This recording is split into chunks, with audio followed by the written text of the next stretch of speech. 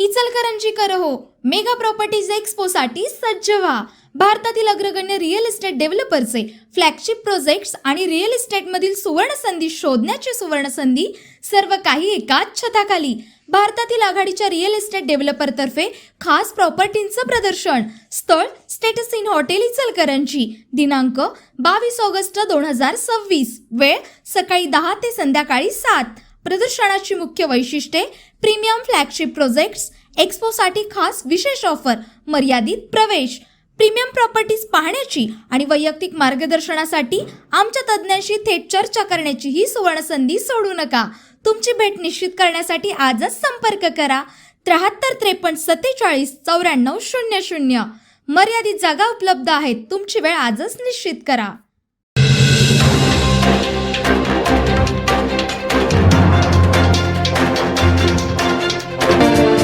इचलकरंजी शहरात सावकारकीच्या व्यवहारातून 73 ग्रॅम सोन्याचे दागिने परत न केल्याचा प्रकार समोर आलाय.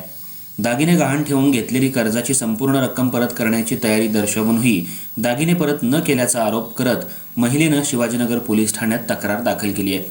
या प्रकरणी एका व्यक्तीविरोधात भारतीय न्याय संहितेसह महाराष्ट्र सावकारी अधिनियमांतर्गत गुन्हा दाखल करण्यात आलाय. इचलकरंजीतील हत्ती चौक परिसरात राहणाऱ्या 32 वर्षीय महिलेनं ही तक्रार दिली आहे. Dattajirao Kadam shopping centre Deccan mill समोर असलेल्या अमोल ज्वेलर्सच्या दुकानात हा व्यवहार झालाय. आरोपी शहाजी पांडुरंग खोत यानं फिर्यादी महिला आणि त्यांच्या पतीचा विश्वास संपादन करून त्यांचे एकूण 73 ग्रॅम वजनाचे सोन्याचे दागिने गहाण ठेवून घेतले. त्या बदल्यात 2,21,484 रुपये रक्कम दरमहा 3.5% व्याजानं दिल्याचं पोलीस नोंदीत नमूद आहे. वेळोवेळी ठरल्याप्रमाणे व्याजाची रक्कम देण्यात आली.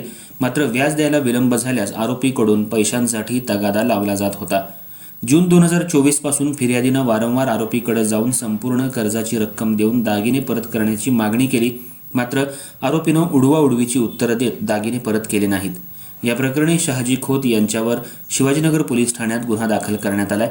भारतीय न्याय संहितेच्या कलम 316(2) तसंच महाराष्ट्र सावकारी अधिनियम 2014 मधील कलम 39 आणि 45 अन्वये कारवाई करण्यात आली आहे. पुढील तपास पोलीस उपनिरीक्षक भोसकर करत आहेत.